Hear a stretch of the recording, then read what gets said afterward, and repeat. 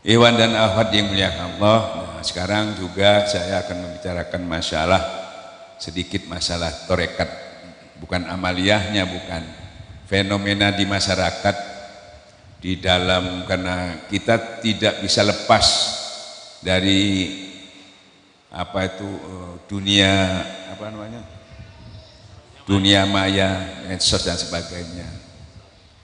Nah, di situ kita hampir semua orang sering membuka. Nah, sekarang ini ada fenomena orang-orang tasawuf ini sudah menjadi viral sekarang ini. Jadi pembicaraan atas pembicaraan Dr. Ar-Raji, ya, kenal semua. Sebetulnya kita bersyukur adanya beliau karena banyak membantu dari segi-segi dalil-dalil yang dia keluarkan sesuai dengan apa yang kita amalkan. Karena beliau viral, alhamdulillah banyak sekali orang sudah cenderung mengikuti tasawuf, itu sudah banyak yang mengikuti karena banyak beliau memberikan keterangan yang cantik lah. Tapi akhir-akhir ini ada fenomena yang paling sulit diterima baik dari kalangan ulama tasawuf sendiri, habaib atau ahli sunnah. Banyak yang bertentangan menerangkan masalah ruh, katanya ruh itu ada namanya. Dan beliau juga akhirnya mendirikan tarekat baru. Nah, ini yang tambah seru. Namanya Muhammadi. Nah, nggak jelas juga apa beliau mursyidnya apa bagaimana. Yang sebelumnya beliau juga itu sudah ada berapa orang, menurut beliau 7 mursyid yang ijazah beliau selama ini, sehingga pemahaman kita mengatakan dia memang sudah sangat bertorekat. Itu tidak ada masalah, itu hakikatnya beliau. Cuma saya, tetapi kenapa beliau masih mencari mursyid lagi yang baru gitu. Jadi menurut pemandangan kita, beliau belum fix betul mursyid yang dia selama ini dapati ditemui 7 orang itu tadi. Ini yang dia yakini betul. Silahkan aja. Tapi bagi pengamat-pengamat torekat dan orang-orang tasawuf sendiri itu jadi, karena ini sesuatu yang baru, apalagi masalah ruh. Nah, dengan dasar kitabnya Al-Ghaniyyu apa itu di Syekh Abdul Qadir Jailani mengatakan memang masalah nama ruh itu ada, tapi yang tahu itu antara Allah dengan guru mursyid yang kami yang tahu. Dan itu sebetulnya sederhana, kalau saya menyampaikan itu cuma gelar kok, gelar sebetulnya.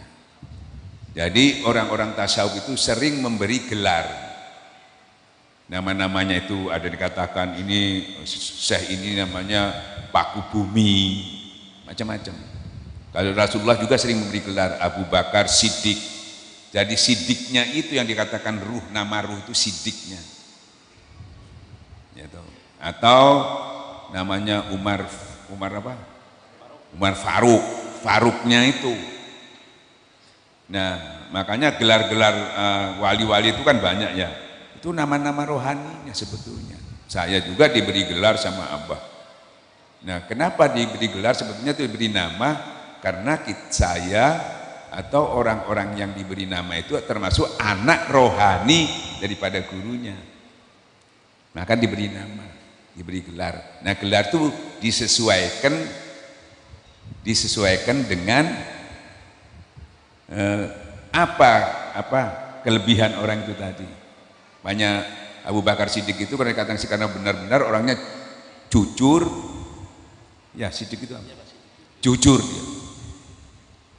Ya, jadi banyak nggak jujur diberi nama itu ya nggak cocok. Jadi kalau Rasul yang beri nama jujur ya Siddiq benar. Kan gitu ya, disesuaikan. Kita juga yang saya tahu di Suralaya ada 3, Ajengan Gaos sama Ajengan Dejen saya, yang lain saya nggak tahu. Ada gelarnya, tapi gelar itu bukan sesuatu ya menentukan bahwa kamu dapat gelar itu kamu benar, orang yang benar, enggak, belum tentu. Cuma kamu diberikan orang ini punya, makanya saya akbar. Apa? Bukan saya itu sesuatu yang luar biasa, bukan. Wawasannya menerangkan ilmu tasawuf itu luas.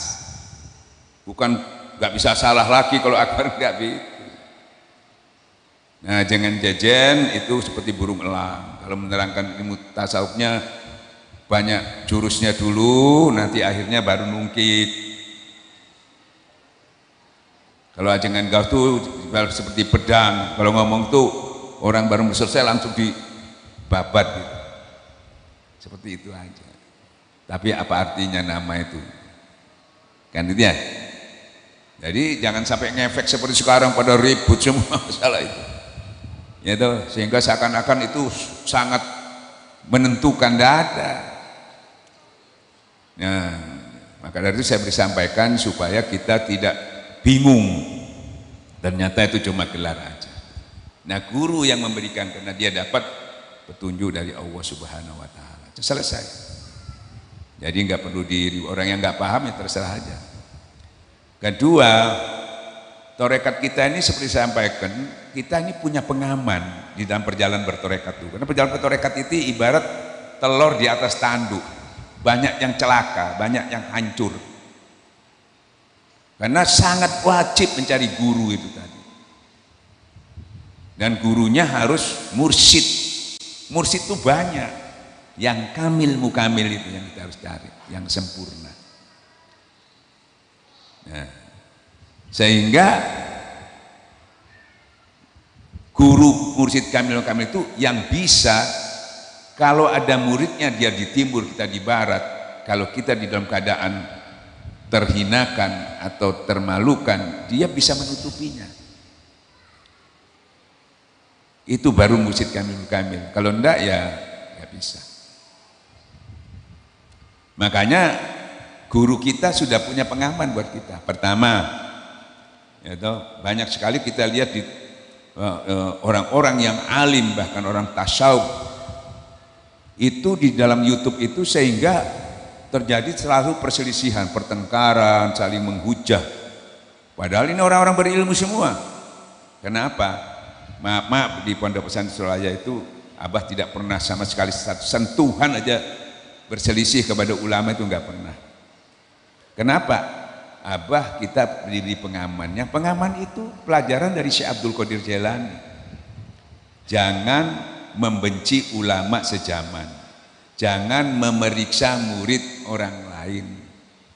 Jangan menyalahkan pelajaran orang lain. Tidak boleh masuk ke sana mesti gegeran. Oh, apa mana nyalano, apa mana benci, oh tukaran. Ya toh? Makanya kita tidak boleh. Nah itu pengaman. Nah, ini banyak loh. Ini ngomong tasawuf, ngomong gini, bagus gini, tapi kok gegeran. Kan gitu ya? Karena dia masuk ke wilayah orang lain. Ya toh? Padahal dia cuma mengamati aja, bukan mengamalkan. Nah ini jadi berbahaya. Makanya kita menghindari itu satu. Jadi sibuk aja dengan pelajaran kita sendiri. Kedua, masalah gaib, saya juga diberi pengaman sama apa? Ya kita semua. 1000 yang gaib, 1 yang benar untung. Nah ini banyak itu gaib itu diumbar-umbar. Yang belum tentu benar, mbok malaikat, mbok jin.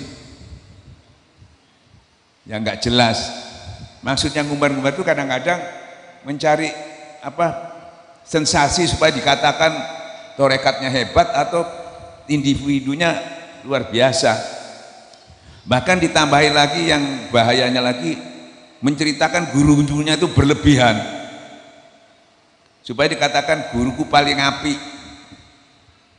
Dia Abah itu tidak pernah menceritakan. Abah itu sangat disiplin ada juga menceritakan nasabnya, ini sampai ke Wali Songo, sampai ke Rasulullah, ada ya gitu.